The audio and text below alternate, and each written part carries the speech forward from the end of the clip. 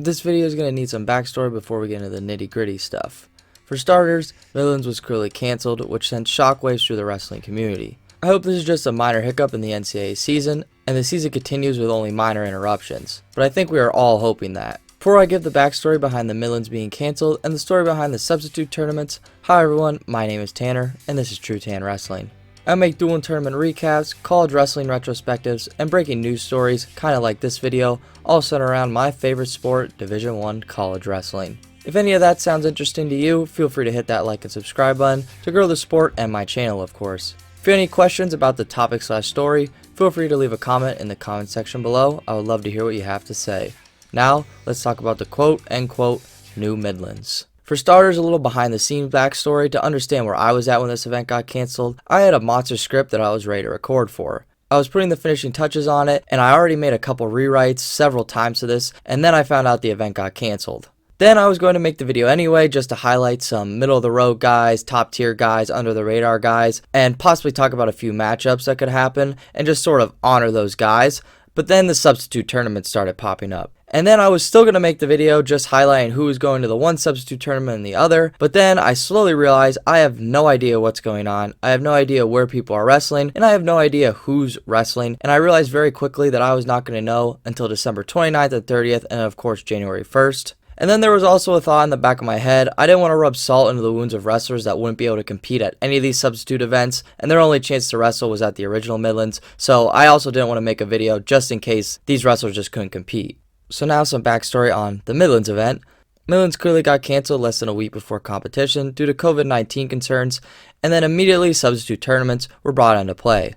First tournament I saw was the Willie Saylor aka Matt Scout version of Midlands that was teamed up with Illinois Mat Men. This took social media by storm, especially in the wrestling community, and several teams that were originally in the first Midlands were tweeting back that they were now in for the new Midlands. My overall opinion is I thought it was awesome to see two leaders in the wrestling community stepping up to hold a substitute tournament because that's a lot of work, especially for the size of Midlands, and it's awesome that they put this all together so multiple teams could still get their quality matches. However, Iowa made their own open that was supposed to replace Midlands, and apparently this is where all the Iowa guys are going to be competing, and this is taking place during the first of the year, which is also when the Southern Scuffle is. I guess some people were mad that some teams were going to the one open over the other, but in my opinion, people should just be grateful that there is so much push to allow these men and women to wrestle during their holiday break tournament. I understand splitting Midlands into two tournaments is not ideal for great matchups, of course, but the situation will clearly be different for every team. Some teams might have canceled their hotel reservations and might have to go to the Iowa Open or no tournament at all. Other teams might still have their reservations all set up for Illinois still, so they are clearly in the right situation to go to the new Midlands. There are also some teams that had Midlands and Scuffle both on their schedule, so they might have just quickly switched and sent all their guys to Scuffle instead of maybe backups to one tournament and stars to another one. However, the tournament was canceled due to COVID, so some schools might not be able to travel due to administration concerns. For example, if Northwestern canceled Midlands, would they really allow their wrestlers to leave? But they did let them go to Vegas early in the season, so who really knows? The only thing I do know is that I'm pretty sure the Iowa guys will be at their own open, of course, but I have no idea who is going to that besides them, and I can only speculate who's going to the quote new Midlands based off Twitter, so like I said in the beginning, I won't discuss any wrestling at this event until I physically see it. However, I would love to highlight these events still and honor the teams and wrestlers who will hopefully compete in a few days. I will for sure recap these events, so don't worry about that. If you haven't seen my Women's Midlands preview, please go check it out because I am sure we will see a ton of those women and those teams along with a ton more I didn't even mention. The men's division will hopefully see all the teams originally entered at least one of these events. The Hawkeye Open is January 1st, of course in Iowa, and then the new Midlands is in the same location, I believe in Illinois, and the same dates, December 29th and 30th. Not sure how you can watch the Hawkeye Open just yet, but the new Midlands should be on Rofkin. This video might have sounded a little bit like a rant at times, but I really didn't mean it to sound like that. I love that there is still going to be wrestling, and if you really think about it, there's going to be more wrestling than originally planned, since the event is split into two. It stinks that Midlands got canceled, and I hope this doesn't become a theme throughout the season, and I hope Scuffle still stays on at least. It is awesome that these organizations and individuals could organize such a massive event so quickly. Even if it is a huge failure or success, I don't really care, there is still going to be some awesome wrestling on.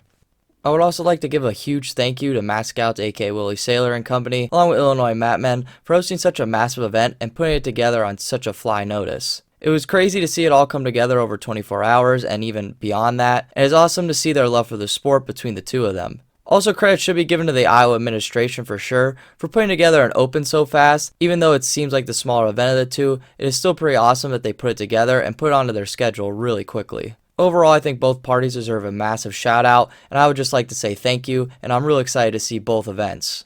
This event has a lot of tradition obviously behind it, and there are so many of my recent memories that bring me a lot of excitement because they are awesome. Like thinking of Sebastian Rivera doing his crazy thing in his Seth Gross semifinal match at 133, or when he beat Spencer Lee in the 125 final. And all of those are recent memories. We could go even further back to when Jordan Burroughs won a loaded Midlands field, or some of the Hawkeye legends taking their brackets by storm, and there are so many other examples that I am missing, but those are just a couple of mine that stick out, and obviously a couple of those are recent, but that just speaks to my age, but I also know of all the tradition this tournament brings. I mentioned that tradition because this tournament has so much history behind it, and there was going to be the first ever women's Midlands too, so I'm happy so many people jumped up and took charge to host some kind of event, even though the field might be split. Regardless, people, there will be elite matches for all of us to watch, so we can continue these Midlands traditions that we all missed last year. Well everyone, this video clearly didn't go into that much wrestling, all that much, but I promise there will be recaps on these events, and I'll talk about some fun wrestling that happened throughout them. Like always, I'm really excited to see teams like Princeton and ACC teams like Pitt hopefully go into these events and really battle. And I'm also excited to see the Iowa Hawkeyes continue to compete at such a high level, and I guess now they'll actually be at home, which is even cooler. And to see under the radar guys prove their worth and increase their stock in the NCAA landscape. If you like this news dump video, hit that like button and subscribe for more event recaps, breaking news stories, and lineup breakdowns.